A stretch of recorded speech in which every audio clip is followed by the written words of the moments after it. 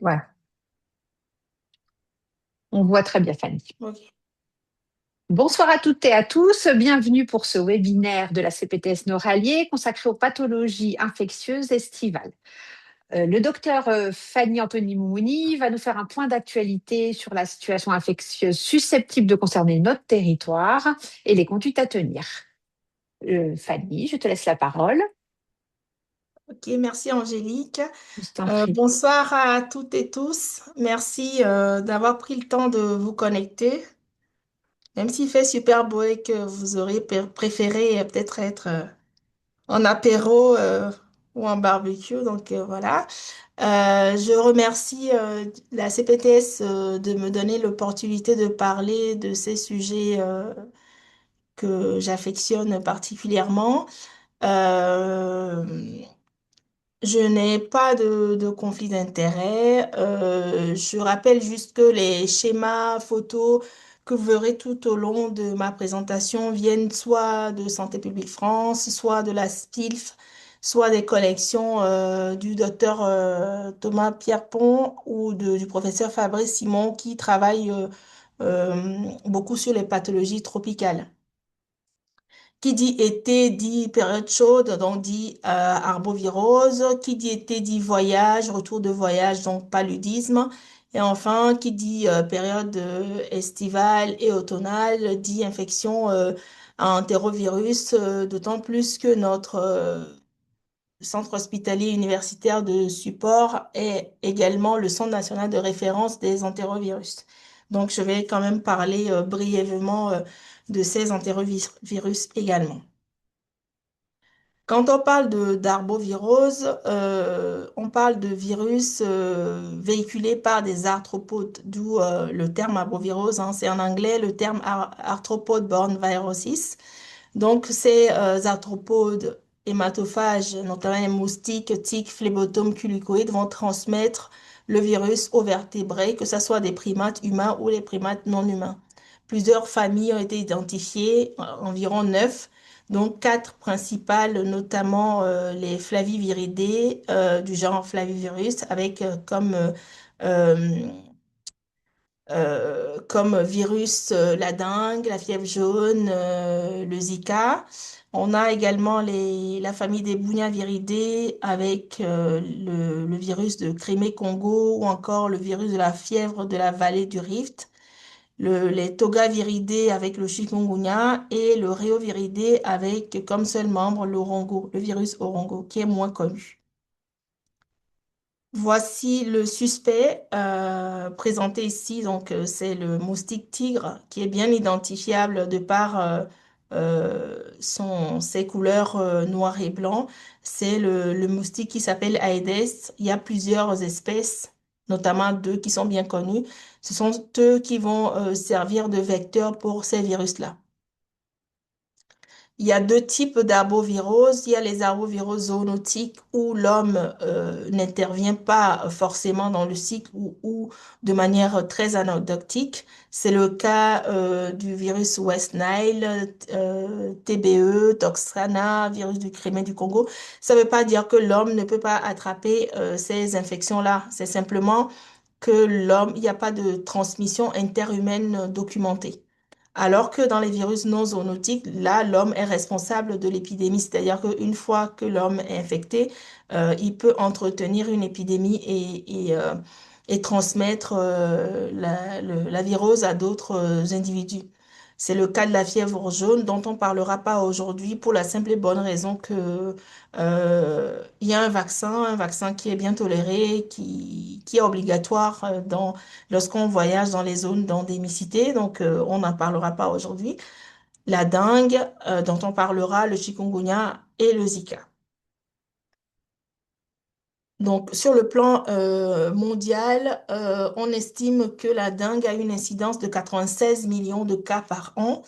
Le chikungunya a 693 000 cas par an, le Zika 500 000 cas par an et la fièvre jaune 130 000 cas par an. Donc, vous voyez que vraiment l'incidence même de la fièvre jaune est moindre par rapport aux trois premiers.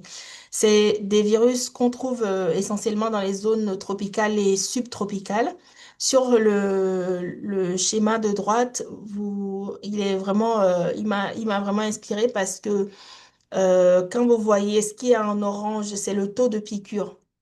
Entre les températures avoisinant les 28 degrés, donc entre 25 et 29 degrés, on voit que le taux de piqûre commence par monter, voire plus lorsqu'on dépasse les 32 degrés. Ce qui est important ici, c'est la durée d'incubation. La durée d'incubation dans le vecteur, dans le moustique, est plus court. C'est vraiment plus court que, et vous le verrez tout à l'heure, je vais vous le montrer. Et autre chose très importante, c'est la mortalité du vecteur. Il meurt moins quand il est dans les zones chaudes et il pique la probabilité de transmission, que ça soit du vecteur à l'homme, ce qui est en vert là, ou de l'homme au vecteur, est à son acmé quand on est autour de ces températures chaudes.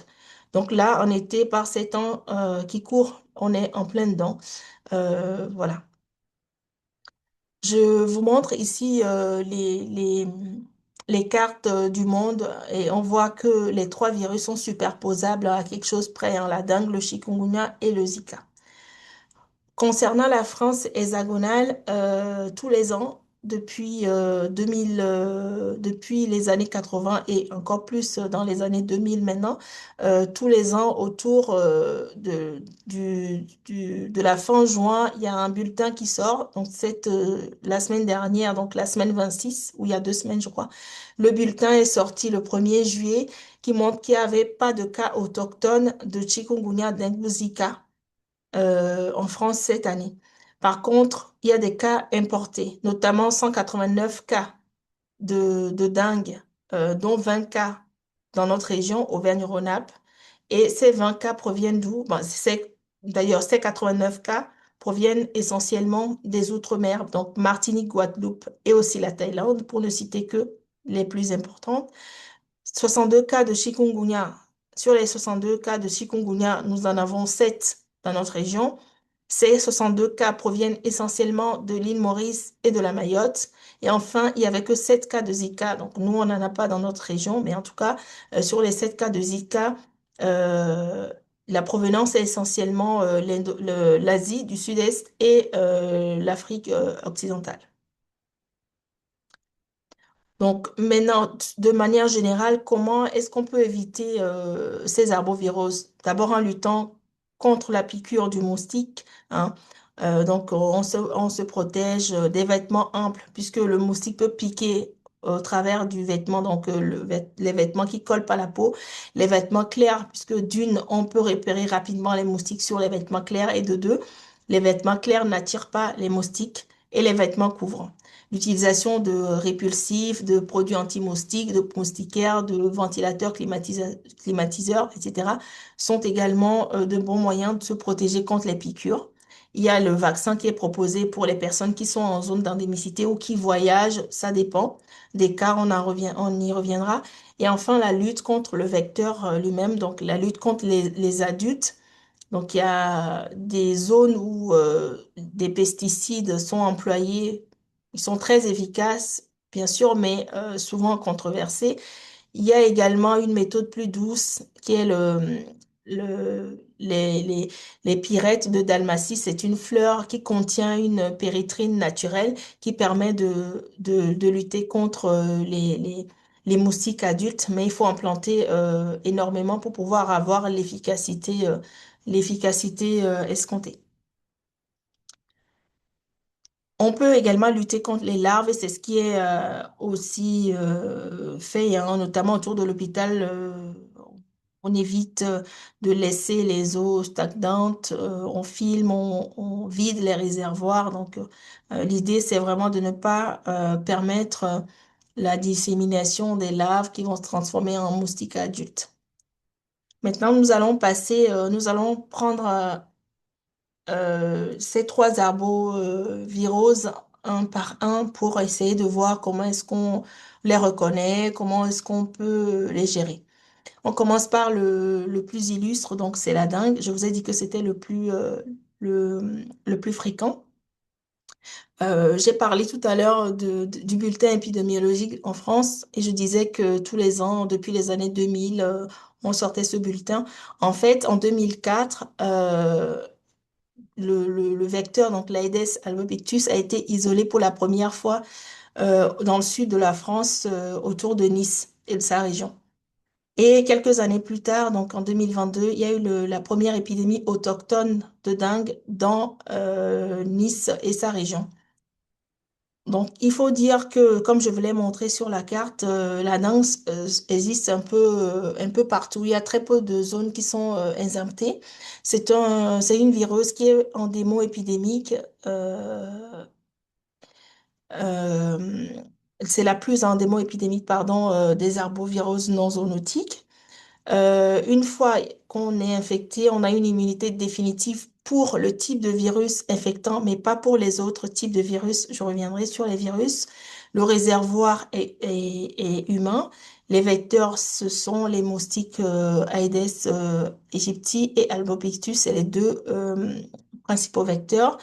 Dans la plupart des cas, la dengue est asymptomatique, mais lorsqu'elle est symptomatique, on a trois formes d'évolution. La forme classique, la forme avec signe d'alerte ou encore forme hémorragique, et enfin la forme sévère ou dengue grave qui est létale dans 20% des cas. Je parlais des virus tout à l'heure. Donc, la dengue, les virus de la dengue sont divisés en quatre sérotypes, numérotés de 1 à 4. Et au sein de chaque sérotype, il y a encore des sous-types, ce qui donne une variabilité vraiment euh, dans les virus de dengue. Une fois que une personne est virémique et qu'elle se fait piquer par un moustique, au sein du moustique, il y a ce qu'on appelle l'incubation extrinsèque, c'est-à-dire que le virus va prendre du temps pour faire son cycle au sein du moustique avant de pouvoir être transmis à un autre individu. Et donc, je vous ai montré une courbe quelques diapos plus tôt en vous disant que quand il fait chaud, euh, l'incubation est la durée d'incubation était plus faible. Et c'est ce que vous voyez ici. Quand on tourne autour de 30 degrés, la durée d'incubation au sein du moustique est à peu près de 6 jours et demi, alors que quand on descend à 25 degrés, cette même durée passe à 15 jours. Une fois le moustique terminé, enfin le virus ayant terminé son cycle au sein du moustique, quand ce dernier va avoir son repas sanguin, il va pouvoir infecter un autre individu. Donc, cet individu va faire, dans la plupart des cas, une infection asymptomatique, donc entre 50 et 90%, ou bien une infection symptomatique. Donc, on reviendra là-dessus. Chaque dengue, il y a trois types d'infections dans la dengue. Il y a la dengue primaire, c'est-à-dire la dengue qui va concerner une personne qui n'a jamais rencontré un virus de la dengue. Il n'a jamais rencontré aucun des quatre virus de la dengue. Là, il va développer une immunité non seulement humorale, donc les anticorps, mais également immunité cellulaire contre ce type de virus. Si c'est la dengue de type 1, de sérotype 1, ça sera une immunité contre la dengue de sérotype 1. Il n'y a pas d'immunité ou très peu d'immunité croisée pour les autres virus. Si cette même personne contracte une autre fois une nouvelle dengue, un nouveau virus, le type 3 par exemple, il va avoir plus de risques de développer une dengue secondaire, sachant que la dengue secondaire est beaucoup plus grave que la dengue primaire. Pourquoi? Parce que les anticorps qu'il a sont neutralisants uniquement contre la dengue, le sérotype, le premier sérotype, mais pas contre les autres. Donc les autres anticorps qui sont là vont être plutôt facilitants pour les autres types de dengue, ce qui va entraîner, voilà, la dengue grave. Et puis enfin, dans les raisons d'endémie, il y a plusieurs, des personnes peuvent attraper la dengue plusieurs fois. Donc, il y a la troisième, quatrième, cinquième infection. Là, on parle de dengue post-secondaire qui est très souvent asymptomatique puisque au final, le sujet aura rencontré au moins deux virus. Donc, il va développer des anticorps neutralisants avec une réactivité croisée. Donc, c'est vraiment le type de dengue le plus simple.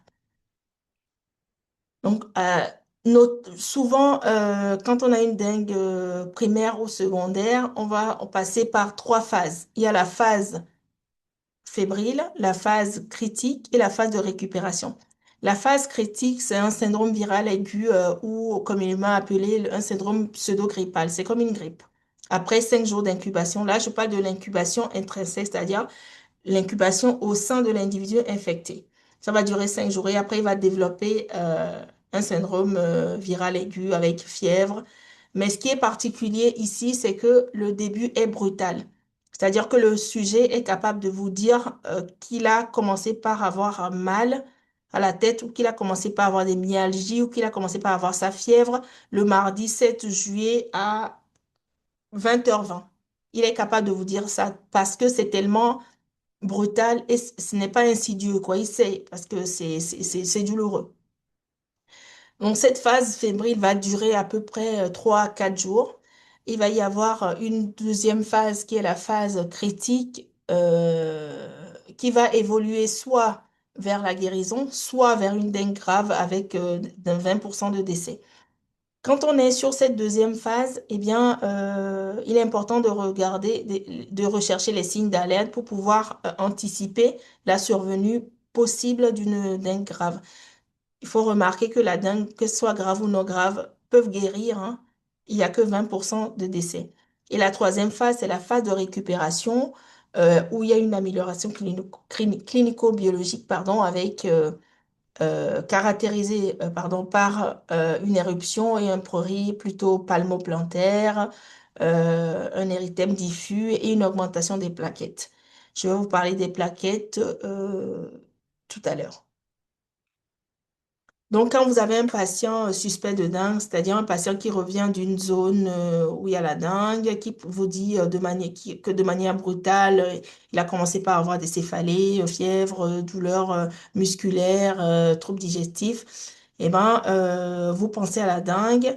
Vous pouvez situer vraiment avec précision pour savoir si cette personne est à sa phase virale ou à sa phase critique. Il faudrait rechercher, pardon, les facteurs de risque de gangrène grave. Ces facteurs de risque sont les âges extrêmes de la vie, la grossesse au troisième trimestre, les maladies chroniques, notamment la drépanocytose. J'insiste parce que, comme vous l'avez vu sur le schéma, la dengue, c'est essentiellement en Asie et en Afrique et la drépanocytose aussi. Donc, voilà, il faudrait le rechercher. Il faut rechercher la prise de paracétamol de manière excessive. Ça, indirectement, ça vous permet de mesurer la douleur aussi, hein, parce que voilà, rechercher les signes d'alerte, notamment les signes digestifs, la déshydratation, et évaluer la situation sociale et familiale de l'individu. Ça nous permettra de savoir si il faudrait l'hospitaliser sur le simple critère social ou s'il ne faudrait pas l'hospitaliser. Pour quelqu'un qui a une dengue non grave et qui est entouré, qui peut être amené rapidement à l'hôpital, la prise en charge peut se faire à domicile.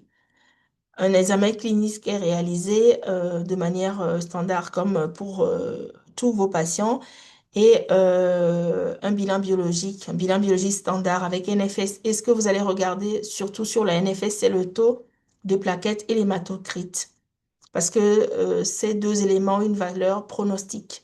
Le bilan orienté, si vous êtes vraiment, vous orientez vraiment vers une arbovirose, notamment la dengue, c'est la RT-PCR qu'il faut réaliser si on est à moins de 7 jours des signes, puisque le patient, je vous l'ai dit déjà 2 fois qu'il peut situer le début des signes avec beaucoup de précision.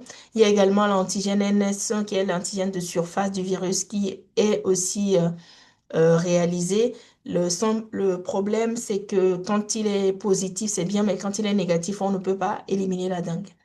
Les sérologies, c'est également possible à partir de J5. Entre J5 et J7, on peut faire les deux, et la sérologie et la PCR.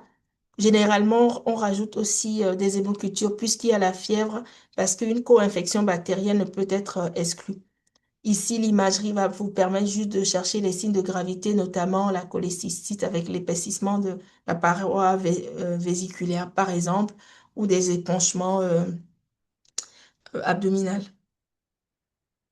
Tout à l'heure, je parlais des plaquettes et je disais que c'était un élément pronostic important parce que quand vous avez un taux devant un patient qui a la dengue ou suspect de dengue, que vous avez un taux de plaquettes normal, vous pouvez aussi dire que soit vous êtes en phase très aiguë au début, soit vous êtes en phase de récupération. En fonction de la diminution du taux de plaquettes dans la phase critique, là, entre J4 et J6, vous pouvez prévoir aussi l'évolution vers une dengue grave. Voilà. Je ne sais pas si jusqu'ici tout est clair. Sinon, vous pouvez m'arrêter s'il y a des questions. N'hésitez pas à lever la main si vous voulez, hein. Je vous donnerai la parole. En tout cas, s'il y a une diapositive à retenir sur la dengue, c'est, en tout cas pour les médecins libéraux, c'est celle, ou les pharmaciens libéraux, c'est cette diapositive. Parce que devant une suspicion de dengue, avec tous les éléments que vous avez de diagnostic de la dengue, vous recherchez dans un premier temps des signes de gravité immédiate, donc hypovolémie, défaillance d'organes, 6 signes de gravité, appel du 15 et hospitalisation en soins intensifs. Si pas de signe de gravité, vous essayez de faire l'évaluation et de classifier le stade, soit en phase fébrile, critique ou de récupération. Une fois que cette évaluation clinico-biologique est faite, on recherche les signes d'alerte, les signes les situations à risque, pardon, donc les maladies chroniques, notamment la drépanocytose. S'il y a ne serait-ce qu'un signe, une situation à risque, on hospitalise. Quand il n'y a pas de situation à risque, on regarde les signes d'alerte. Les signes d'alerte, donc persistance de la fièvre au-delà de 5 jours, douleur abdominale, signes digestifs, tout, euh, hématocrite élevé, thrombopénie, donc on hospitalise. Et s'il y a ni signe ni situation à risque, ni signe d'alerte, on regarde l'entourage du patient. Isolement social, isolement géographique, intolérance à l'hydratation orale, on hospitalise aussi. Si toutes ces questions euh, ont une réponse négative, eh ben, on peut décider de prendre en charge la personne en ambulatoire.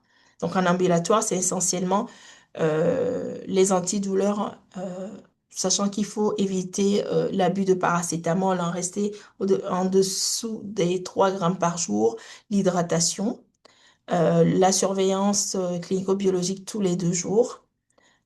Lorsqu'il y a des signes d'alerte ou des facteurs de risque de gravité, on hospitalise dans un premier temps dans un service de médecine. Et s'il y a des signes de gravité ou d'apparition, si persistant des signes d'alerte, pardon, ou apparition des signes de gravité, l'hospitalisation se fait en réa avec la prise en charge réanimatoire. Voilà. Là, un petit mot sur le vaccin, c'est pas le sujet des vaccins, mais la dengue a un vaccin, donc j'en parle quand même ici. Aujourd'hui, depuis 2025, pardon, on utilise le Qdenga. Ce vaccin est possible chez l'enfant à partir de 6 ans avec antécédent de dengue ou chez l'adulte avec ou sans antécédent de dengue à partir de 17 ans, si comorbidité. Donc, il y a 2 doses espacées de 3 mois. Euh, à chaque fois qu'il y a un antécédent de dengue, on attend 6 mois avant de faire la première injection de ce vaccin. S'agissant d'un vaccin vivant atténué, eh bien, il est contre-indiqué chez la femme enceinte, la femme allaitante et chez l'immunodéprimé. Voilà, voilà pour la dengue. Je ne sais pas s'il y a des questions. Fanny, bon, Oui. oui, je voudrais un truc pratico-pratique quand, par exemple, j'ai quelqu'un qui me dit, je reviens quand je régule, je reviens de telle région et tout. Je vais où pour avoir une réponse rapide si c'est une zone endémique? Je Eh vais pour ben, avoir, tu vois, si j'ai un alors, doute, alors, tu vas sur le site de l'Institut Pasteur. Tu mets c'est la zone, il te dit tout ce qu'il y a comme pathologie. Si tu ne trouves pas la carte, tu vas sur Institut Pasteur, tu mets la zone et il te dit la zone et tout ce que, la voilà. ils ont fait et tout. Ouais, c'est parce qu'il Ouais, faut, parce que comme il y a des retours de vacances là. ouais. Ok, merci. Plus globalement, quand c'est Afrique occidentale, australe, centrale, qui revient de vacances depuis à peu près une semaine, fièvre, céphalée, mais de manière très très brutale, on pense T'as le papier. On passe Ben, à la dengue, on pense au palu, on pense aux arboviroses avant vraiment de faire la distinction. Voilà, fièvre, retour de vacances, de toute façon, on passe d'abord au palu et puis après, en fonction de tous les éléments, vous pouvez vous orienter aussi vers les arboviroses. ouais, mais tu penses au palu en premier et En premier, tu en demandes premier. enfin, tu On va demandes. parler du palu aussi. Voilà. Donc, j'en ai terminé avec la dengue. S'il n'y a pas d'autres questions, je vais enchaîner sur le chikungunya. Allez, j'enchaîne sur le chikungunya. Alors, le terme chikungunya vient du Makondé, c'est la langue qui est parlée autour du Mozambique. Et ça veut dire qui marche courbé, la personne qui marche courbée ou la personne qui est recourbée. Ça fait allusion aux douleurs, aux atragies induites par le chikungunya.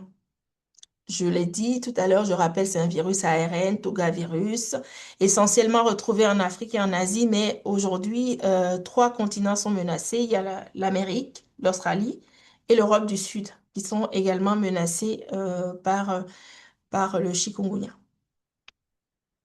Contrairement à la dengue, le chikungunya est asymptomatique uniquement à 10-25%, alors qu'on a vu que la dengue est asymptomatique à plus de la moitié, hein, entre 50 et 90. Donc là, le chikungunya, c'est vraiment symptomatique. Il y a trois phases, la phase aiguë, la phase post-aiguë et la phase chronique. Et dans la phase aiguë, on a la forme commune qui ressemble un peu à la dengue, à quelque chose près. En tout cas, pour le chikungunya, c'est plutôt les arthralgies, alors que pour la dengue, c'est plutôt les myalgies. Voilà, c'est à peu près ça. Il y a la forme atypique qui est plutôt digestive et la forme sévère avec la défaillance d'organes, etc. Dans le stade aigu, donc la forme commune, pardon, je vous l'ai dit, c'est une maladie algique invalidante qui se présente comme suit, fièvre, signes cutanés et muqueux, avec exanthème diffus et hyperémie diffuse. Vous voyez les photos, les œdèmes, conjonctivite, les signes articulaires avec atragie, arthrite bilatérale et symétrique diffuse, œdème périarticulaire, ténosynovique des poignets et des chevilles et polyadénopathie. Voilà, donc franchement, c'est un truc plutôt articulaire qui est très douloureux, fièvre, avec voilà, des signes cutanés muqueux.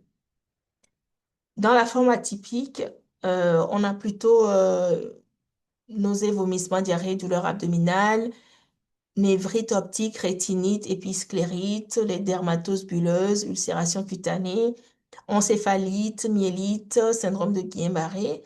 Et dans la forme sévère, on a les formes, les défaillances d'organes, hein, les formes rénales, hépatite fulminante, myocardite, pneumopathie. La transmission de la mère à l'enfant est possible lorsque la mère est infectée entre le quatrième jour avant l'accouchement jusqu'à 2 jours après l'accouchement. L'infection néonatale est de très mauvais pronostic, alors que l'infection pédiatrique a une forte morbidité plutôt neurologique, mais les décès restent exceptionnels. La problématique, vous l'avez vu, du chikungunya, c'est les douleurs articulaires, hein. Donc, la forme post-aiguë et le stade, pardon, post-aigu, le stade chronique vont vraiment tourner autour de ces troubles musculaires, musculo-squelettiques, pardon, et des rhumatismes inflammatoires. On estime qu'à 3 mois, 80-93% des patients ont des troubles musculo-squelettiques. À 15 mois, c'est 57%. Et au-delà de 2 ans, jusqu'à 2,5 ans, voire plus, 47% vont quand même garder ces troubles, ces douleurs articulaires. C'est ce que vous voyez ici au niveau des poignets, des mains, au niveau des pieds, des chevilles, les raideurs articulaires du dos, des épaules. Euh, on a l'impression que c'est la fibromyalgie, quoi. Qu'en fait, avant de conclure de conclure à la fibromyalgie, on peut peut-être regarder le chikungunya, si ça se trouve, c'est ça. Voilà, le diagnostic, tout comme la dengue, c'est sur la PCR, souvent la première semaine, sinon c'est les sérologies. Il n'y a pas de traitement spécifique, c'est des traitements symptomatiques, hein, antalgiques, hydratation, en évitant bien évidemment les AINS. Là aussi, il existe deux vaccins, un vaccin vivant atténué qui est possible à partir de 18 ans jusqu'à 64 ans et un vaccin non vivant qui est possible à partir de 12 ans et même au-delà de 80 ans. Sur le plan, pour être synthétique, pardon, à chaque stade, il y a une prise en charge qui est particulière. Au stade aigu, naturellement, le médecin traitant va mettre des antalgies, va proposer le repos, s'il n'y a pas de signe de gravité, sinon ce sera l'hospitalisation. En stade subaigu, il va faire appel à la au kiné, hein, la kinésithérapie, aux antalgiques, au repos, bien évidemment. À la phase chronique, c'est plutôt une prise en charge un peu holistique, si je puis m'exprimer ainsi, avec kiné, rhumatologue, rééducateur, algologue, psychologue, médecin du travail. Voilà, c'est vraiment une prise en charge beaucoup plus globale parce que ça peut faire intervenir d'autres choses. Est-ce que c'est rien que les douleurs? Est-ce que c'est psychologique? Voilà. Et puis éliminer les diagnostics différentiels aussi. Voilà. Je ne sais pas si vous avez des questions sur le chikungunya. Chikungunya, douleur articulaire. On garde ça et c'est chronique et c'est pas asymptomatique, quoi. Voilà. Ils ont mal, ils le disent. Voilà. C'est comme la dengue, ils le disent, ils précisent quand est-ce qu'ils ont mal, quoi. C'est, voilà, le mardi 7 à 21 heures, il a commencé par avoir mal, voilà, c'est précis. Je pense plus à ça. Ok. Donc, à chaque arbovirose, sa problématique. Ok. Donc, le Zika, cette fois, il y en a moins, hein, comme vous l'avez vu. Nous, dans notre région, on n'en a pas eu jusqu'ici. C'est également un flavivirus transmis par Aedes toujours. Ici, la virémie est très brève, si bien que faire une RT-PCR dans le sang est souvent infructueux. Donc, on va se rabattre sur d'autres compartiments, notamment les urines, la salive, le sperme, et le virus va rester très longtemps dans le sperme, même après guérison. On estime que jusqu'à 18 mois après guérison, il reste encore du virus Zika dans le sperme. D'où les transmissions euh, sexuelles aussi. La transmission materno-fœtale c'est un vrai sujet dans le virus Zika, on en parlera. Voilà. L'incubation va durer autour de 8 jours en moyenne. Là, tout comme la dengue, dans 80 à 90% des cas, il est asymptomatique. Quand il est symptomatique, on a trois types de formes. Il y a le syndrome arboviral, donc c'est comme un syndrome pseudo-grippal, un peu comme la dengue. Il y a les complications neurologiques et vraiment le vrai sujet, comme je le disais, c'est l'embryophotopathie à Zika. Voilà. Souvent, ces formes sont légères, donc la forme arbovirale, elle est plutôt légère. Il y a très peu de syndrome hémorragique, très peu de fuite capillaire. C'est pas comme dans la dengue, quoi. Voilà, c'est beaucoup plus simple. L'évolution est très souvent favorable en une semaine et la maladie est immunisante. Là, il y a pas de vaccin.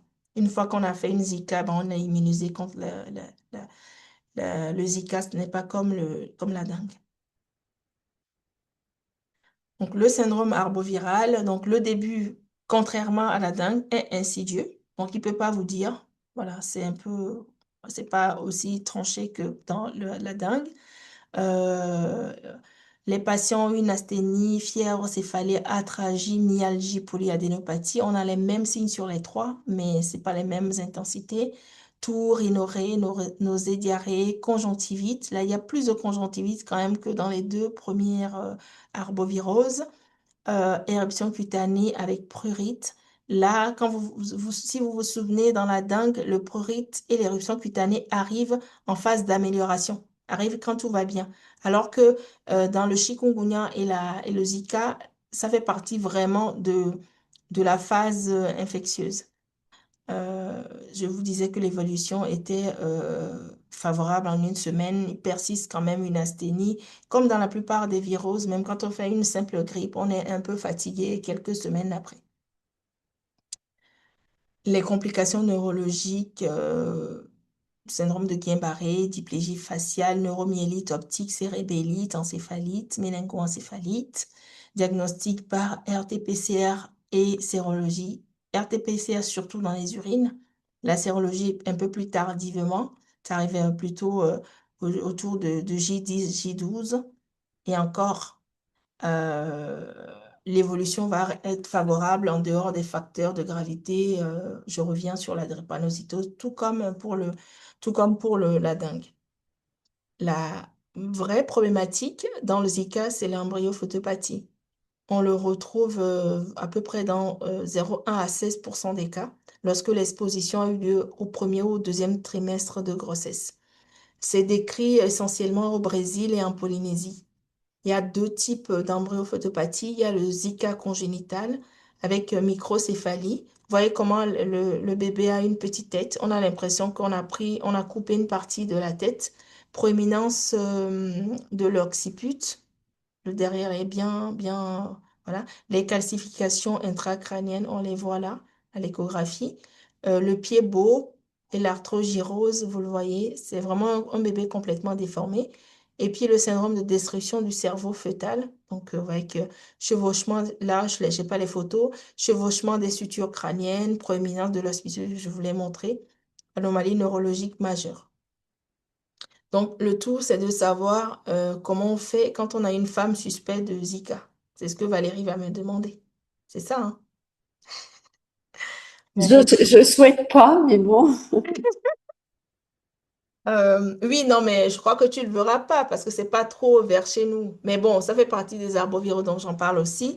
Donc, la prise en charge ici, si vous avez une femme, voilà, il va falloir le faire avec un gynéco, hein, parce que examen clinique et obstétrical, il faut vraiment surveiller la hauteur utérine, le rythme cardiaque fœtal, chercher les signes de gravité, les signes de menace de fausse couche spontanée, les métrorragies, un bilan biologique standard et spécifique chez la maman avec la RT-PCR Zika dans le sang et les urines, même si on sait que dans le sang, c'est vraiment très fugace.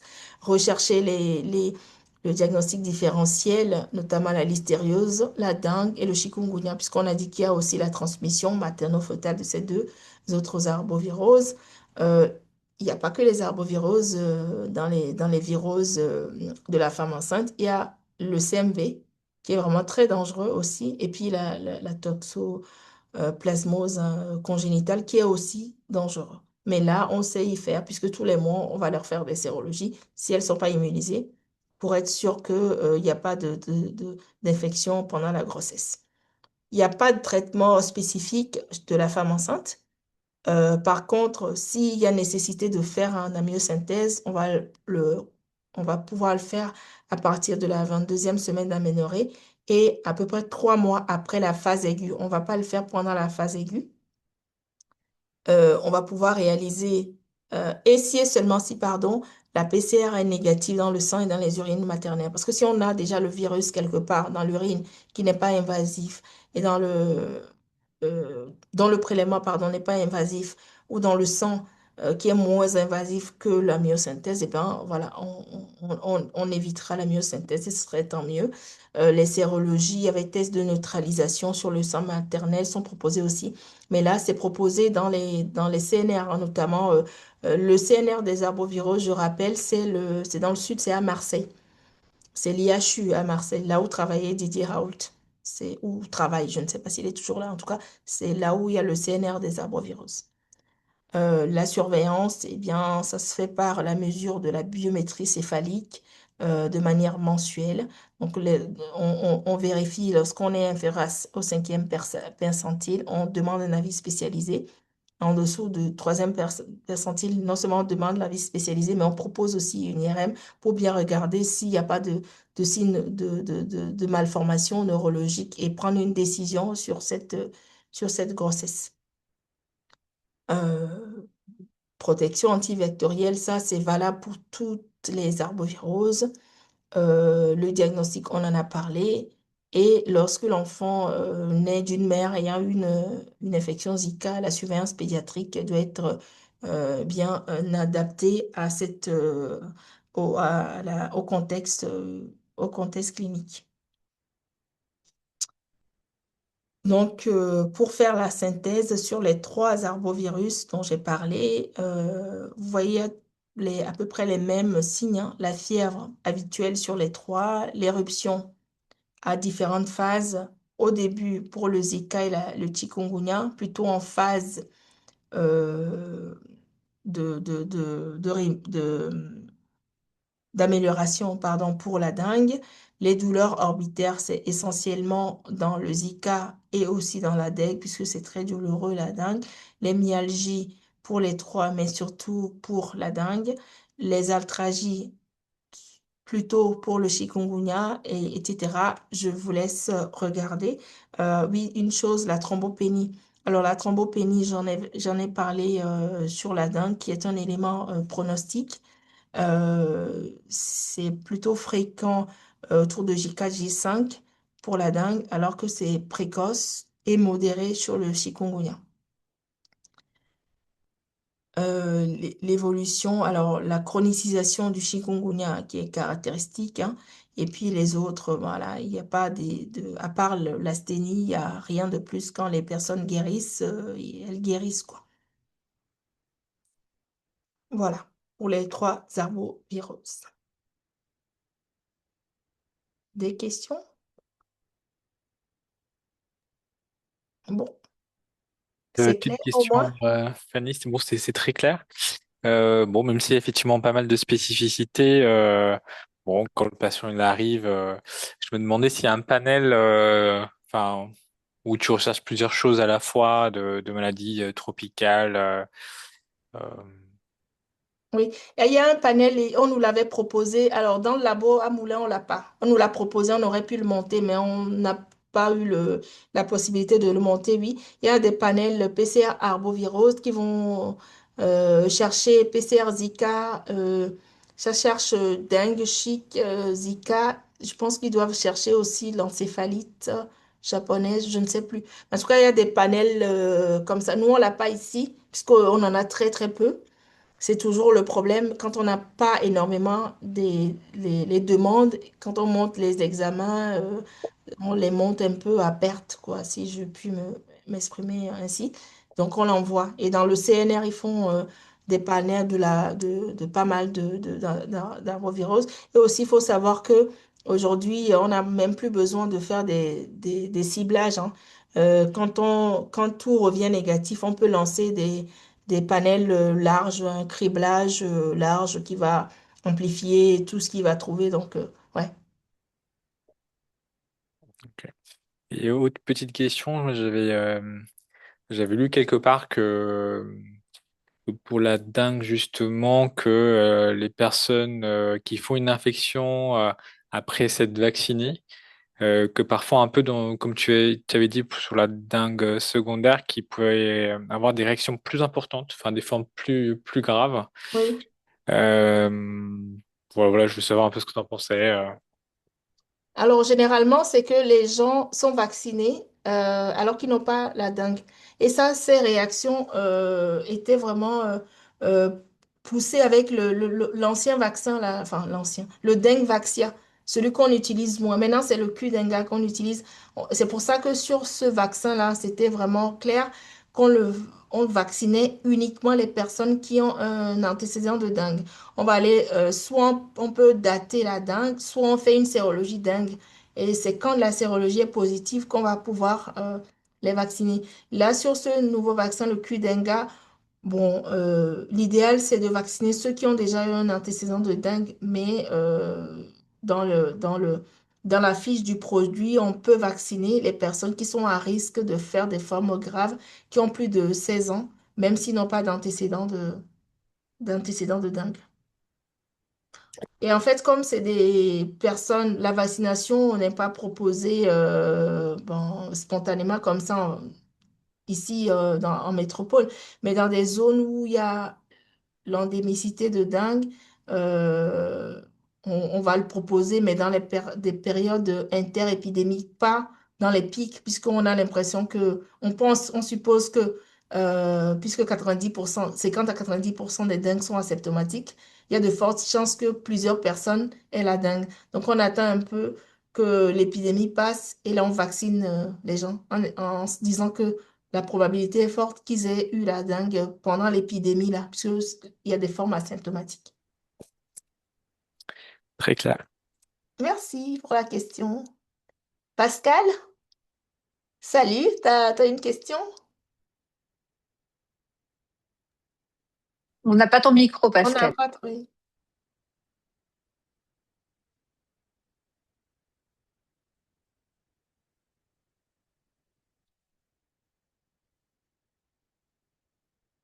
Docteur Floria, vous avez une question? Comme on n'est pas très nombreux, ça me permet de demander individuellement s'il y a des questions. Bon, je prendrai les questions après, hein. Vous pouvez m'arrêter à chaque fois que vous le souhaitez. Alors, Fanny dans le chat, Docteur Flora dit qu'elle n'a pas de questions. Ok, et ben merci beaucoup. Je poursuis cette fois sur le paludisme. Donc là, c'est plutôt une pathologie d'importation aussi, hein. Paludismes autochtones, on n'en a pas vraiment, hein. C'est vraiment anecdotique. L'adage qui dit que toute fièvre dans les mois suivant le retour d'une zone d'endémie doit faire rechercher en urgence un paludisme, quels que soient les symptômes associés, et même si un foyer infectieux ou une co-infection est identifié. Entre parenthèses, dingue. Voilà. Puisque le paludisme reste une urgence diagnostique et thérapeutique. On en meurt toujours hein, du paludisme. On a toujours des séquelles du paludisme. Voilà. Ça reste sérieux. C'est une vieille maladie qui peut être facilement traitée, mais ça reste toujours dangereux. L'incubation peut aller d'une semaine à 3 semaines, parfois plusieurs mois. Ça dépend des espèces. En phase d'invasion, on a, comme pour les arbovireuses, la fièvre, céphalée, troubles digestifs. Et en phase d'état, on a soit l'accès palustre simple, soit l'accès palustre grave avec la fièvre bileuse, hémoglobinurie, qui reste exceptionnelle en France. C'est surtout dans les pays d'endémicité qu'on voit ce type de pathogénie. Dans l'accès simple, on a frisson, syndrome algique, hépatosplénomégalie. Chaque épisode fébrile va durer 1 heure. Le rythme va varier en fonction de l'espèce. Donc, on parle de fièvre tierce pour le Plasmodium vivax et ovale et de fièvre quarte pour le Plasmodium malarié, par exemple. Chez l'enfant, c'était plutôt les signes digestifs, des signes ORL et les convulsions qui sont au premier plan. L'accès grave va être caractérisé par la fièvre d'installation rapidement progressive avec des signes de gravité euh, comme le paludisme viscéral, les splénomégalies, qui peut aller jusqu'à la rupture splénique. Voilà. Concernant le diagnostic biologique du paludisme, puisque le diagnostic clinique est assez simple au final, hein, puisque les gens ont voyagé, vous savez qu'ils ont voyagé, ils ont la fièvre au retour du voyage, quel que soit le signe qui accompagne la fièvre, on pense au palud. Donc, tout va se concentrer sur le diagnostic biologique. Il est important de travailler vraiment en harmonie entre cliniciens biologistes, puisque le clinicien va apporter des éléments cliniques, notamment la zone géographique, parce qu'il y a des zones où il y a le palu et d'autres où il n'y a pas de palu. Il y a des zones où il y a plutôt telle espèce et pas telle espèce. Euh, le clinicien pourra nous renseigner s'il y a une chimioprophylaxie prise ou non, et laquelle, et la chronologie des signes. Côté biologie, on va pouvoir donner l'espèce et la parasitémie, parce que la parasitémie va permettre de savoir si on hospitalise directement en soins intensifs ou pas. Après l'arrivée du prélèvement, le diagnostic doit être, le rendu, pardon, du résultat doit être rapide dans les 2 heures, ou bien dans les 4 heures qui suivent le prélèvement, dans les 4 heures du prélèvement et dans les 2 heures dès que le prélèvement rentre dans le laboratoire a 2 heures pour rendre au clinicien le diagnostic ou l'absence de diagnostic de paludisme. Ça, c'est médico-légal. Euh, Concernant le diagnostic biologique, ça, il y a plusieurs écoles. Soit on réalise la goutte épaisse ou le QBC ou le frottis, ou bien le test de biologie moléculaire. Là, je ne parle pas de PCR parce que quand on parle de PCR, il y a une partie, il y a une phase où on chauffe. Alors que ce qu'on fait pour le palu, du moins dans les laboratoires de notre taille, c'est plutôt le test de biologie moléculaire qui s'appelle LAMP. C'est-à-dire qu'on fait tout à température constante. Donc, c'est la lampe. Donc, c'est comme une PCR, mais c'est la biologie moléculaire. Le thème PCR n'est pas approprié. Donc, quand le test de biologie moléculaire, qui est le gold standard, hein, tout comme la goutte épaisse ou le frottis, sont négatives, on dit qu'il n'y a pas de paludisme, du moins sur ce prélèvement-là. Donc, quand il y a une forte suspicion, on recommande que le prélèvement soit réitéré euh, 12 à 24 heures plus tard. Quand les tests sont positifs, eh bien, on va regarder l'espèce et la parasitémie, je l'ai dit. Il y a 2 autres éléments biologiques qui sont importants à prendre en compte dans le diagnostic biologique du paludisme, c'est l'anémie et la thrombopénie, surtout la thrombopénie. C'est tout comme dans la dengue. Mais là, c'est vraiment euh, diagnostic et pas pronostic. Donc, il faut regarder. Rapidement, pour vous montrer ce qu'on fait concrètement quand on a une demande de paludisme, ce automate-là qui s'appelle Aletia de chez Méridien, c'est lui qui va nous faire le test de biologie moléculaire. Il y a 2 compartiments. On va mettre euh, le sang dans une barrette et on va le poser dedans. On va attendre 45 minutes. Il va nous dire si c'est positif ou négatif, mais il ne nous donnera pas l'espèce. Là, ce que vous voyez là en rond, c'est la goutte épaisse. C'est comme ça que ça marche. Et ça, ce qui est tiré comme ça, c'est le frottis. Voilà, c'est juste pour savoir. Ceci, c'est le test rapide qui a pour avantage de donner, d'orienter vers l'espèce. Soit vous avez les 2 barres comme ça, c'est le falciparum, soit les 2 barres sont écartées. Non, c'est à ce niveau-là et c'est soit euh, Vivax, Malaria ou Ovalie. Il sait distinguer Falciparum des autres, mais celui-ci ne sait pas distinguer si c'est Vivax ou Ovalie ou Malaria. Là, c'est un frottis, c'est la photo d'un frottis, ça vient de chez nous, d'un frottis de Plasmodium falciparum, parce que le falciparum est comme ça.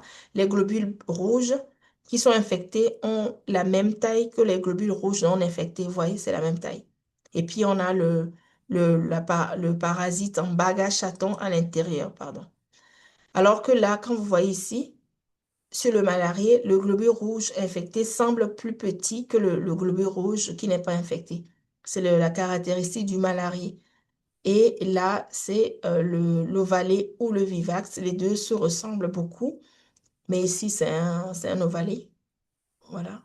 Et vous voyez que le globule rouge infecté est un peu plus grand en diamètre que le globule rouge non infecté. Voilà. Grosso modo, c'est comme ça que ça se présente. Donc, ça nous permet de savoir ce que c'est, de vous dire ce que c'est. Donc, qu'est-ce que vous faites conduite à tenir? Ça vient de la SPIF, hein. Euh, Devant une suspicion de paludisme. Dans un premier temps, on va rechercher les signes de gravité. S'il y a signe de gravité, hospitalisation AREA et on attaque le traitement par la tésunate en IV. Si pas de signe de gravité, on regarde s'il y a vomissement ou pas. Pourquoi? Parce que s'il y a vomissement, ce sera un traitement en intraveineuse et pas en perros. Et puis, s'il n'y a pas vomissement, il n'y a pas de signe de gravité, on sait qu'on pourra hospitaliser la personne à domicile, enfin, ou faire un traitement en ambulatoire. Les traitements, il y a plusieurs traitements. Il y a les dérivés d'artémisinine, le rartésim ou le Riamet. Les deux sont référencés dans les pharmacies, hein. Je ne sais pas si Nathalie est là pour nous dire ce qu'elle a dans sa pharmacie. Et puis, il y a aussi la Malarone qui vient en deuxième ligne et la quinine qui vient en troisième ligne. Mais il y a de moins en moins de traitements par la quinine, hein. C'est surtout les dérivés d'artémisinine qui sont donnés en première ligne maintenant. Ça, c'est le traitement du paludisme de l'accès simple, non grave. Voilà. En tout cas, vous aurez les diapos, donc vous pourrez regarder plus en détail les, les traitements. Dans l'accès grave, le traitement en première ligne, c'est l'artésunate en IV. Aujourd'hui, c'est la Vamis qui est donnée, voilà, alors que quand c'était le Malacef, c'était un accès précoce. Donc aujourd'hui, la Vamis n'a pas besoin d'avoir un accès précoce, on le donne directement. Euh, Ce qu'il faut savoir, c'est qu'un paludisme grave est d'abord un paludisme simple qui s'est aggravé. Bon, c'est normal, hein, voilà. Euh, Pourquoi je vous précise ça? C'est que le paludisme grave, on dit toujours qu'il faut le traiter par artésunate en IV. Mais quel que soit le cas, il faut quand même venir traiter l'accès simple. Parce qu'une fois que vous avez mis l'artésunate, que vous avez passé la période compliquée, vous faites un relais Péros. Toujours. On laisse... bon, ça, je vous le dis ici, mais ce n'est pas trop ce qui va vous intéresser puisque vos paludismes graves, vous allez les faire hospitaliser en réa. Mais en tout cas, je vous donne l'information. Il faut toujours, c'est pour ça que j'ai mis le puits en rouge, il faut toujours venir mettre un relais Péros avec un dérivé d'artémisinine en Péros, comme pour le paludisme simple, toujours. En deuxième intention, bien sûr, il y a la quinine, même si on l'utilise de moins en moins. Chez l'enfant, c'est à peu près pareil, sauf que dans les signes de gravité de l'enfant, si vous voyez là, je ne sais pas si vous voyez bien les signes de gravité de l'adulte, on a une parasitémie supérieure à 4%. Chez l'enfant, vous voyez, c'est supérieur à 10% la parasitémie pour être considéré comme un signe de gravité. Autrement, c'est à peu près pareil. Donc, le traitement, première ligne, c'est les dérivés d'artémisinine. Deuxième ligne, c'est la Malarone. Troisième ligne, chez l'enfant, c'est la Mefloquine, qui a une meilleure tolérance chez l'enfant. Vous remarquerez que je n'ai pas de Mefloquine chez l'adulte parce qu'il y a une mauvaise tolérance chez l'adulte, tolérance plutôt neuropsychologique. Et puis enfin, la quinine est également possible en troisième ligne. Paludisme grave de l'enfant, c'est tout comme chez l'adulte, c'est d'abord l'artésunate en IV. Donc là, je vais modifier la diapo. Aujourd'hui, il n'y a plus d'athée nominatif, ça a changé, comme je vous le disais. Ou bien la quinine. Donc là, je répète ce que j'avais dit. Toujours le traitement en IV et puis relais, Péros toujours. Puisqu'on considère que c'est une infection, c'est un paludisme qui s'est aggravé. Donc, on enlève la gravité, puis après, on traite l'accès simple. Concernant la grossesse, jusqu'ici, au premier trimestre, on évite de mettre les dérivés d'artémisinine parce qu'il n'y avait pas assez de recul. Donc, ce qui est proposé dans la grossesse, c'est plutôt la Malarone ou la quinine. Voilà. Euh, Concernant les autres espèces, vous ne me l'avez pas demandé, mais peut-être que vous allez le faire. Pourquoi est-ce qu'on aime bien préciser si c'est un falciparum ou si c'est un non-falciparum? C'est par rapport au traitement initial et le traitement après. Aujourd'hui, le traitement initial, bon, c'est les dérivés d'artémisinine pour tous, que ce soit falciparum ou non falciparum. Donc là, la question ne se pose pas. Mais si on n'a pas envie de mettre les dérivés d'artémisinine, le plasmodium non falciparum peut bien être traité avec la chloroquine aussi. Voilà, c'est juste ça. Mais ce qui va être intéressant, c'est l'après. Parce que les plasmodium vivax et ovale vont être concernés par la reviviscence. Et c'est de l'ordre de 20%. Ça a été évalué à 20% d'accès à plasmodium vivax en Guyane. La reviviscence, c'est que après l'accès revient. C'est-à-dire qu'il y a des hypnozoïdes qui se cachent dans les cellules hépatiques et c'est eux qui vont entretenir l'infection. Il va y avoir une autre, un autre accès palustre. Donc, pour éviter ça, une fois qu'on a traité l'accès, on a fait le traitement curatif, eh bien, on va venir donner de la primaquine pendant 14 jours pour éviter cette reviviscence qui concerne uniquement le Vivax et le Vallée. Il n'y a pas de reviviscence sur le falciparum, c'est sûr. Il y a très peu de reviviscence sur les plasmodiums malariés et nolésie. Alors, nolésie, c'est comme un malarié, mais la parasitémie est souvent faible. Voilà, c'est vraiment une autre espèce, mais qui n'a pas vraiment de pathogénie propre qui ressemble vraiment beaucoup aux malariés. C'est pour ça qu'on ne l'a pas trop identifié à part. Une fois qu'on a traité l'accès palustre, on fait des frottis de surveillance. On en fait un à J3, à J7 et à J28 pour l'accès simple. Pour l'accès grave, on rajoute 2 autres frottis, J14 et J25. L'idée, c'est de voir la décroissance de la parasitémie. On estime qu'à J3, on aura perdu 25% de la parasitémie initiale. Et de J7 jusqu'à J28, normalement, on devient négatif. Et ça s'explique par ça. Quand vous voyez la charge parasitaire d'un sujet qui a été infecté par le paludisme, à qui on a donné, ça c'est une étude qui a été réalisée il y a très très longtemps, en 97. On a comparé le traitement par les dérivés d'artémisinine, la chloroquine, la quinine et les antibiotiques. Donc là, l'antibiotique, c'est la doxycycline. On remarque que quand on part de 10 puissance 12, on diminue, on perd 10 puissance 4 en moins d'une semaine avec les dérivés d'artémisinine, 10 puissance 3 seulement après une semaine, 10 puissance 2 seulement après 2 semaines avec la quinine et seulement 10 avec la doxycycline. Je ne sais pas si c'est clair.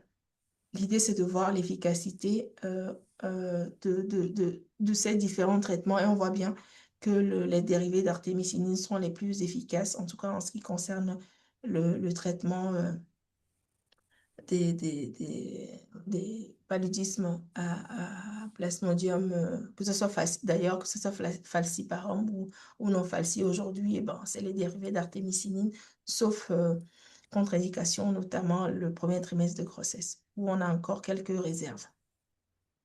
Voilà, je ne sais pas s'il y a des questions sur le paludisme.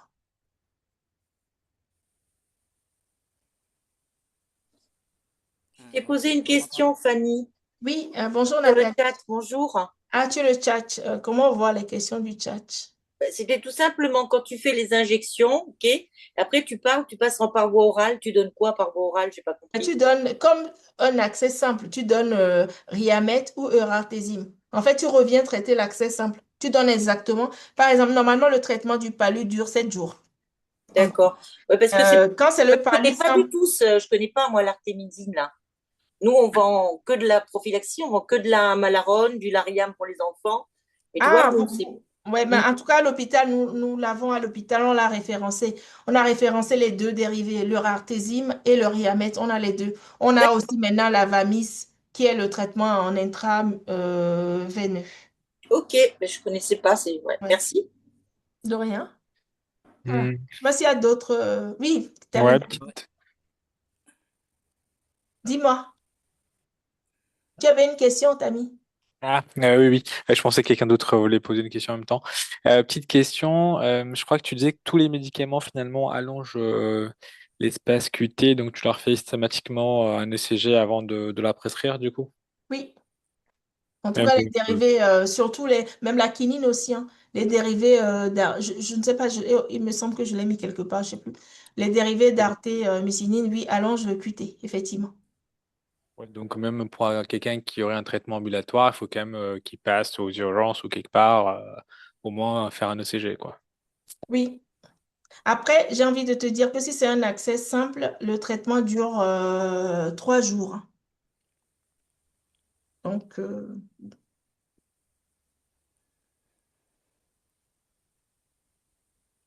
est-ce qu'il y a d'autres questions? Oui, Oui, vous m'entendez?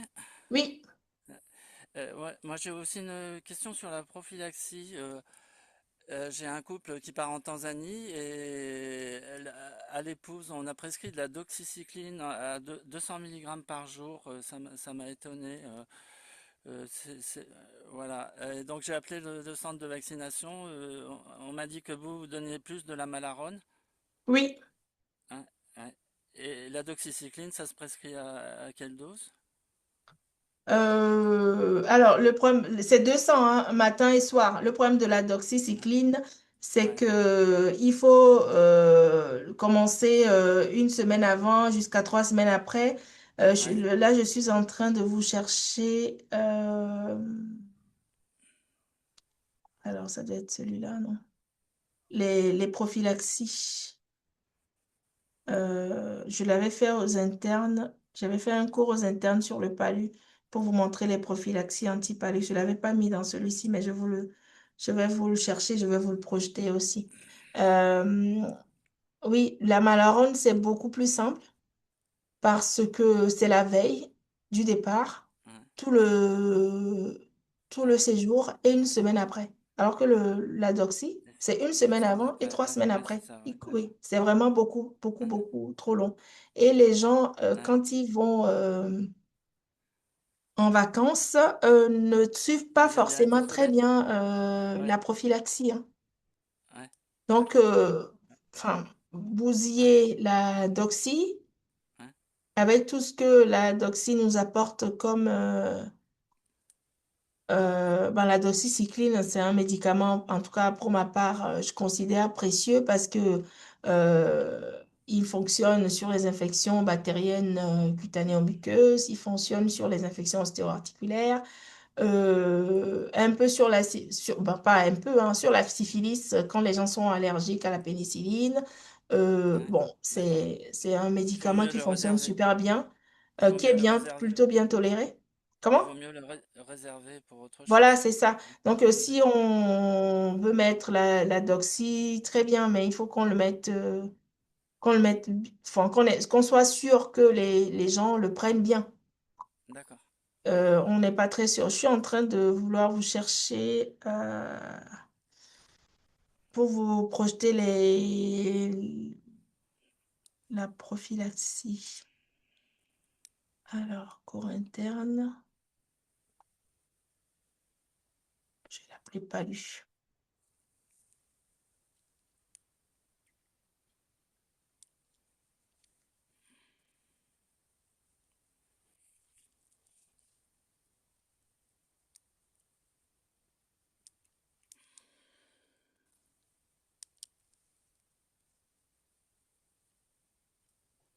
Il est là.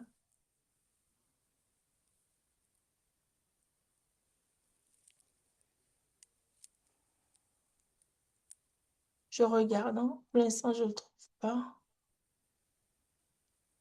Je ne sais pas là où je l'ai mis.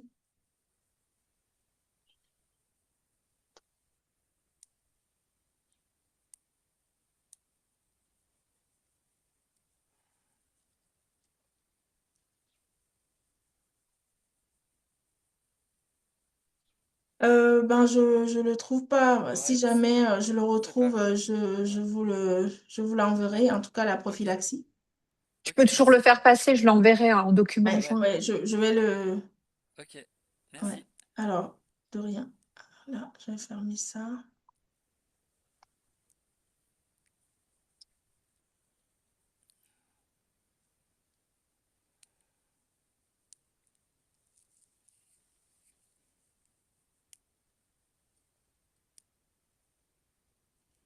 Bon.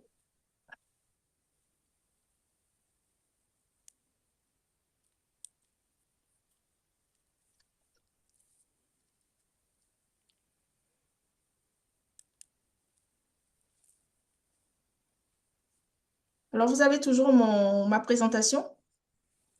Vous le Là, voyez toujours? on vient de la retrouver, oui, c'est bon. D'accord, ok.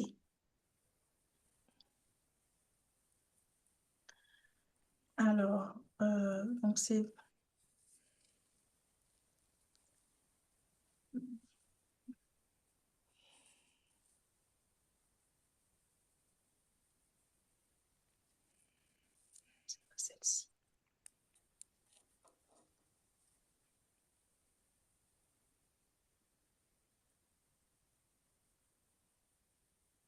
Non.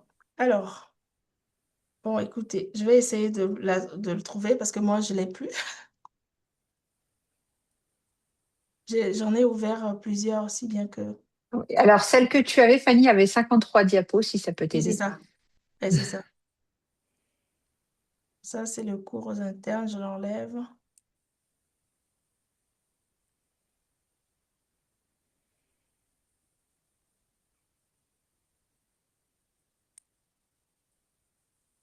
Je départage et je vous repartage, hein. Je vais vous repartager le bon truc.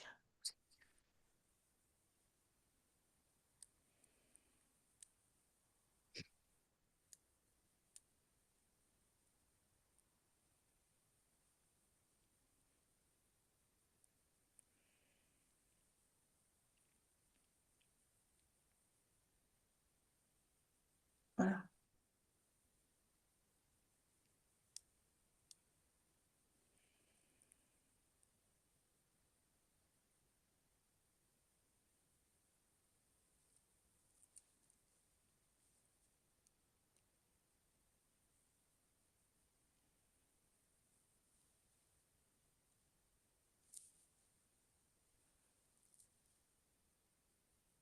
Voilà. Vous avez mon...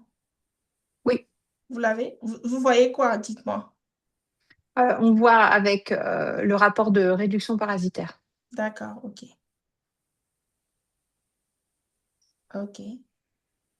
Le problème, c'est que moi, je ne le vois plus en... Je vais regarder ici. Bon. Là, vous avez entérovirus, c'est ça? Oui, oui. Ouais, bon. Et moi, je l'ai d'un côté, c'est pas grave. Donc, je vais terminer avec les entérovirus, les infections à entérovirus. Là, je vous ai mis le, l'alerte qui est sortie le 5 dernier. C'est Clermont-Ferrand qui nous l'envoie régulièrement, toutes les semaines. Donc, je vous montre. Rhinovirus et entérovirus, donc la famille des picornas. On voit ici, semaine 26, taux de positivité 25,3. Semaine 27, taux de positivité 13,3. Comparé aux autres virus. Oui, c'est vraiment, actuellement, c'est ce qu'on voit. Et méningite à entérovirus, taux de positivité, la semaine dernière, c'était 12,5. La preuve, nous, on en a eu deux au labo à Moulins. De méningite à entérovirus. Donc, on est en été et en une partie de l'automne, c'est vraiment le virus qui prédomine. Donc, c'est également un virus ARN qui se retrouve un peu partout, hein. Il est ubiquitaire, la famille des picornaviridae. Les enfants et les jeunes adultes sont souvent impactés. La transmission va se faire via les objets ou aliments souillés par la salive ou les selles via les lésions cutanées et elle est également materno-fœtale. Et c'est vraiment aussi anecdotique. L'infection est fréquemment paucisymptomatique et bénigne. C'est le fameux pied-main-bouche qu'on retrouve chez les enfants. Mais il y a également les infections virales du système nerveux central, notamment les méningites et surtout les encéphalites virales en entérovirus. Les infections néonatales sont plutôt sévères. C'est rare, mais plutôt sévères, avec insuffisance hépatocellulaire, défaillance multiviscérale et décès. Depuis 2022, donc depuis juste en post-Covid, on a observé une recrudescence des infections en entérovirus, notamment le VD68, qui est le plus souvent retrouvé. Je rappelle qu'il y a environ 116 entérovirus hein, identifiés. Le diagnostic se fait par RT-PCR sur le LCR, mais également sur les écouvillonnages de gorge et sur les écouvillonnages rectaux ou sur les selles. Le traitement est symptomatique. Il n'y a pas d'antirétroviral identifié pour ces infections entérovirus. Voilà. Et j'en aurais terminé. Merci beaucoup. Je ne sais pas si vous avez des Merci questions. Fanny. Merci. Merci à vous. Merci beaucoup. Oui. Je sais pas comment on a. J'arrête le partage comme ça, c'est bon. Parce que là, c'est un peu. Merci Fanny. Merci. Merci à vous. Bon, Est-ce qu'il y a d'autres on n'est pas questions? très nombreux, mais bon, c'est pas grave. Oui.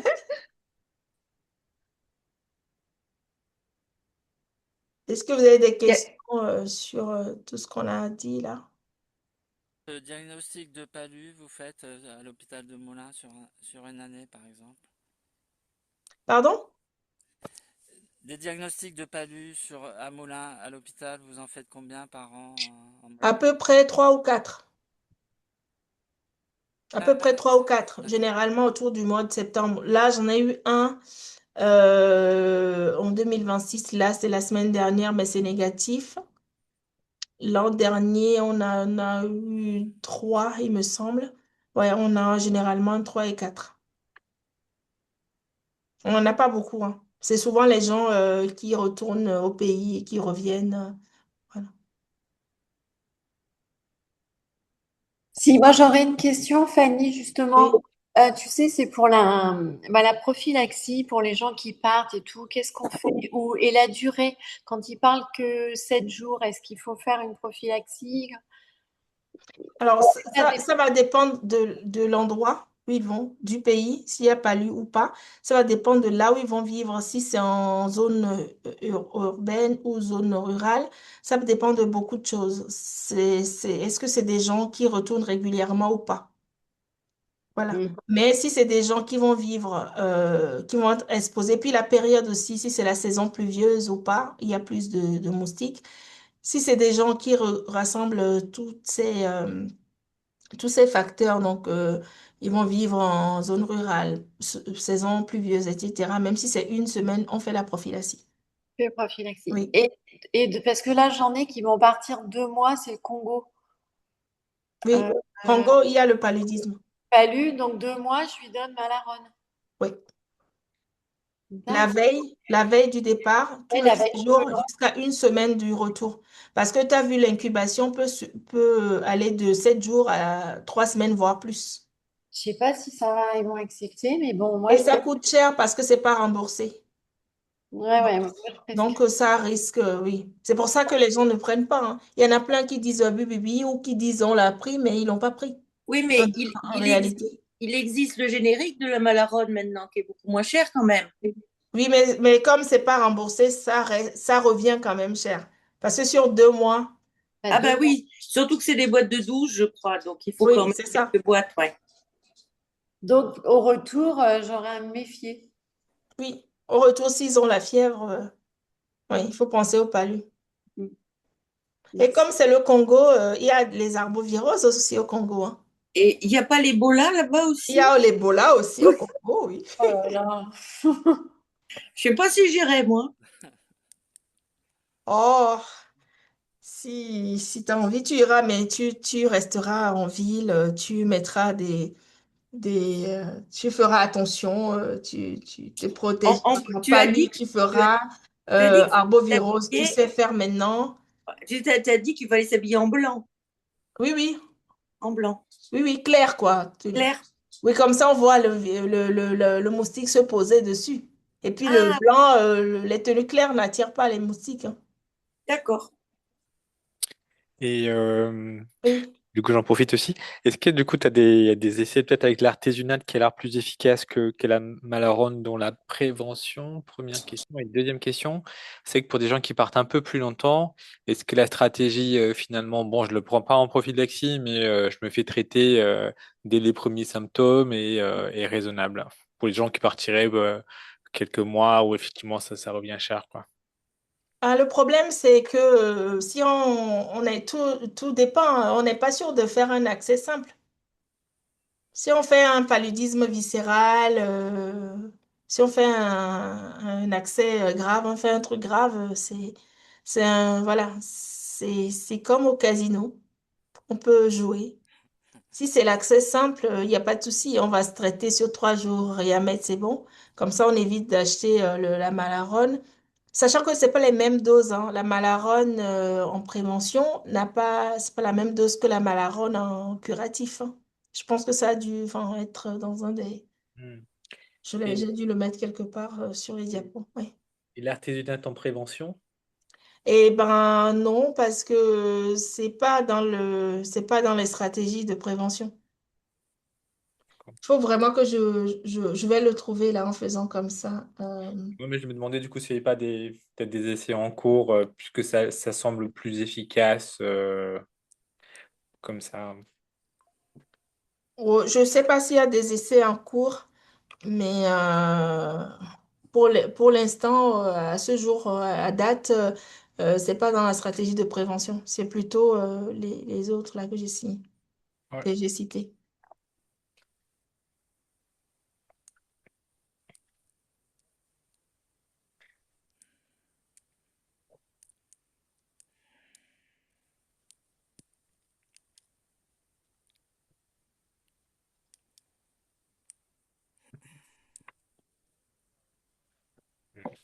Non, mais t'embête pas, hein, c'était. Mais je vais le trouver parce que c'est intéressant. Je ne l'ai pas mis.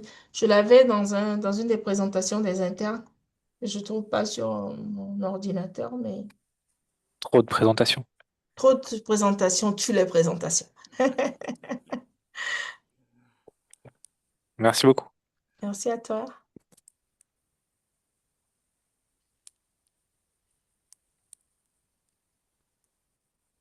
Il y a d'autres Bonne- questions? Je pense que je vais le trouver là. Ça doit être là. Je pense Tu que nous je fais le suis tombée suspense. dessus. Comme ça, vu qu'il n'y a pas de questions, ben, ma foi, on va regarder le reste.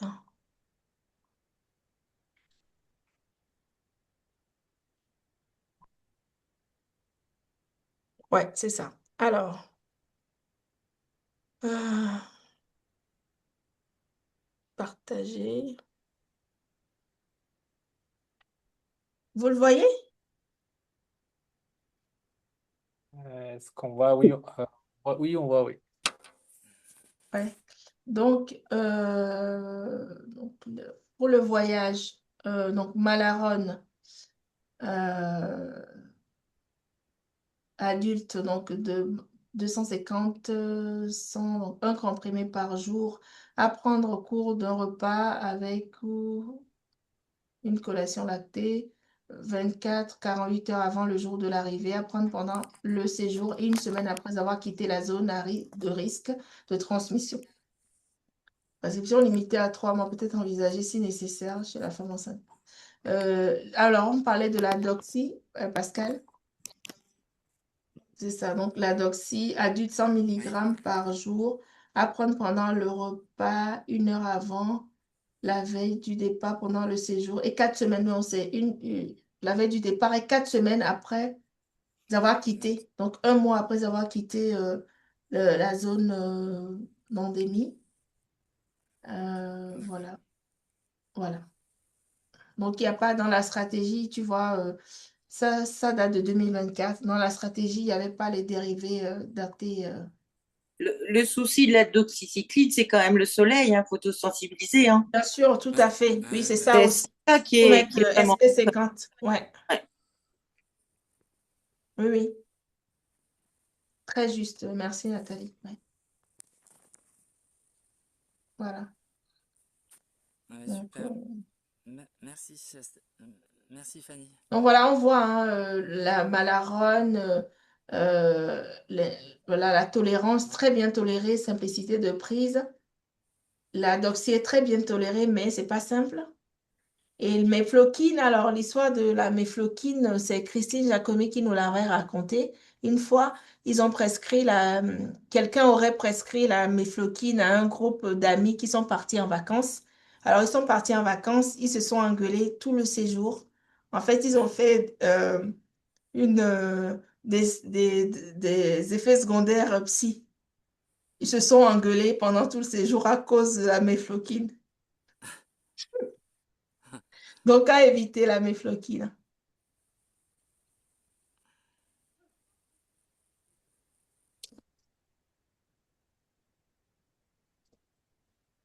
Merci. Bonne soirée à tous. Merci. Bonne soirée, à demain. Merci à tous. Merci, docteur Moumouni, et puis à Merci très à bientôt. vous hein, pour la confiance et bon, voilà. Merci. On Merci. revient à la Merci. rentrée pour d'autres aventures. Oui, merci. Et justement, Fanny, tu voudrais pas faire sur la maladie de Lyme? Ça ne dit Oui, pas? si tu veux, ouais, si vous voulez. Ah Parce oui, que c'est une oui, question fréquente oui, en tout à fait. médication et même en pharmacie, je pense. Ouais. Ah oui, on ne sait Oui. jamais quoi Voilà. dire maintenant. Eh Voilà. ben, on peut l'organiser, Angélique, tu me diras. Oui. Oui, je vais voir ça avec le bureau qu'on trouve une date, mais oui, ça se fait tes devoirs de vacances.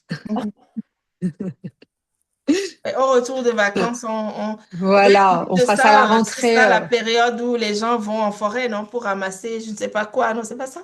Les Les champignons. champignons! C'est ça. Donc, on parlera de Oh, Lyme. champignons. Ouais, Non, d'accord, on fixe rapidement une date et puis bien sûr avec plaisir. d'accord, très bien. Bon, ben, bonne soirée et Merci à bel été à tous. tout le monde. Bonne Si je soirée. ne vous vois pas, Merci. Au revoir. salut. Salut.